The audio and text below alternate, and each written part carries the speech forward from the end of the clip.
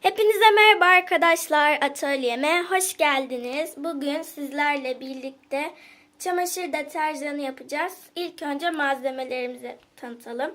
5 litre su, boş bir bidon, lavanta yağı, çamaşır sodası, bunu birazdan rendeleyeceğiz. Doğal zeytinyağlı sabun, karbonat, Arap sabunu, gül suyu, mikser, şöyle göstereyim. Bir fincan dolusu limon suyu ve ölçü içinde kullanacağımız bir yemek kaşığı. Evet arkadaşlar, ilk öncelik olarak bidonumuzun tam şurasına kadar 5 litrelik suyumuzdan koyacağız. Çekiyorum.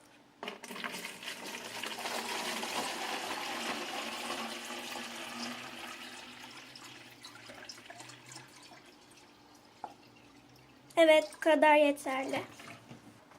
Evet arkadaşlar, zeytinyağlı sabunumuzu bir tepsinin üzerinde iyice rendeliyoruz yarıya gelene kadar. Ben kamera arkasında da yaptım bayağı bir. Evet arkadaşlar, sabunlarımı güzelce rendeledim. Şimdi bardağıma koyuyorum. 1 su bardağı olması gerekiyor.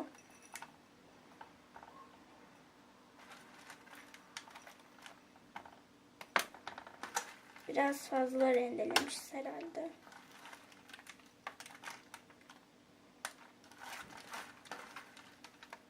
Evet, bu kadar yeterli. Evet arkadaşlar, rendelediğimiz sabunu suyumuzun içine boşaltıyoruz. Ardından da bir yemek kaşığı Arap sabunu koyacağız.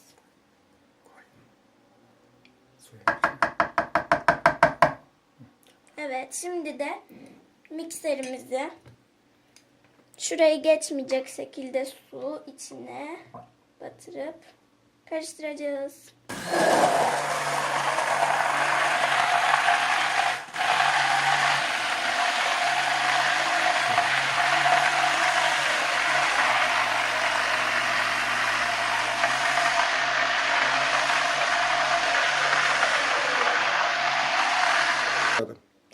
Evet arkadaşlar, görmüş olduğunuz gibi iyice karıştırdım. Şimdi azar azar çamaşır sodasından ekliyorum.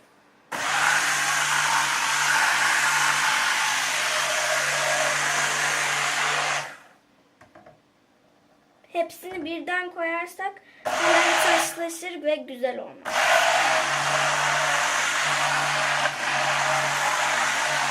O yüzden azar azar ve karıştırarak koymalıyız.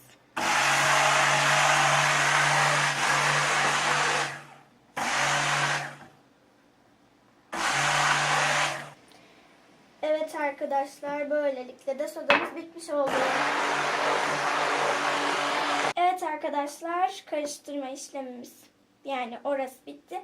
Şimdi bir tatlı kaşığı karbonat, yani yemek sodası koyacağız.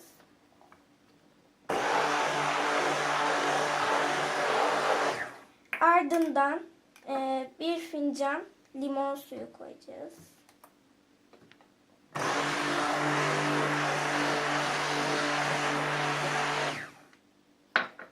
Sonra bir yemek kaşığı gül suyu koyacağız. Evet arkadaşlar, bir yemek kaşığı gül suyu.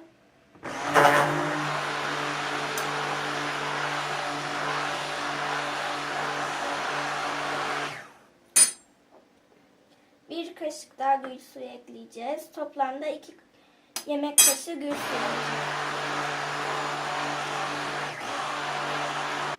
Son olarak da 20-25 damla lavanta yağımızdan karışımımıza ekliyoruz.